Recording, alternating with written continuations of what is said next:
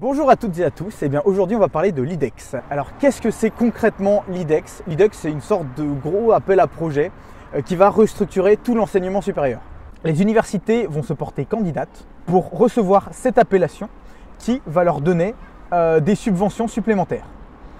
On parle de 12 millions d'euros supplémentaires amenés directement aux universités. Alors ces 12 millions d'euros, il faut bien les remettre à leur échelle, c'est sur 1 milliard de budget, 1 milliard, 1,5 milliard à Lyon pour le budget des universités. Donc déjà, c'est peanuts, ça montre bien que l'IDEX, c'est là uniquement pour restructurer, c'est un outil de réforme de l'enseignement supérieur et de la recherche. Et alors pourquoi c'est dégueulasse? Cette université, elle va vraiment se mettre dans toutes les mesures qu'on a depuis 2007, dans l'idée d'un enseignement à deux vitesses.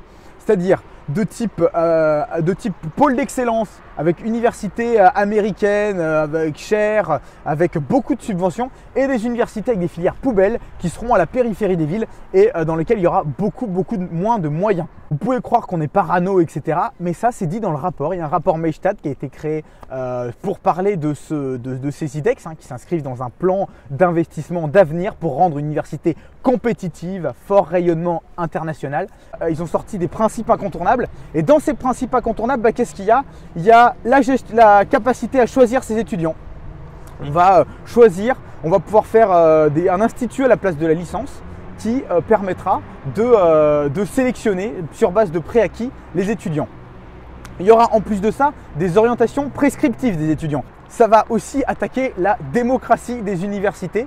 C'est-à-dire qu'en ce moment, les universités, c'est 2/3 ou 3/4 d'élus dans le conseil d'administration.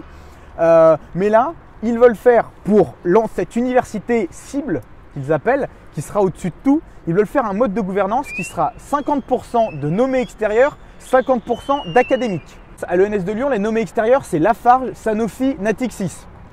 Rien que ça.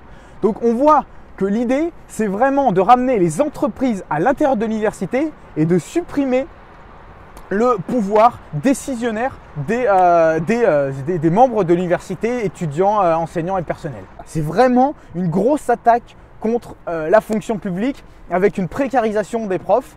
Ils auront un système de tenure track qui existe aux États-Unis en fait, on leur donne un poste pour une durée limitée et un peu plus précaire, et en fait ils vont attendre de décrocher la tenure quand ils auront peut-être que 40-45 ans, et à ce moment-là ils pourront se fixer avec ce qui est l'équivalent d'un CDI et d'un vrai poste en fait de maître de conférence.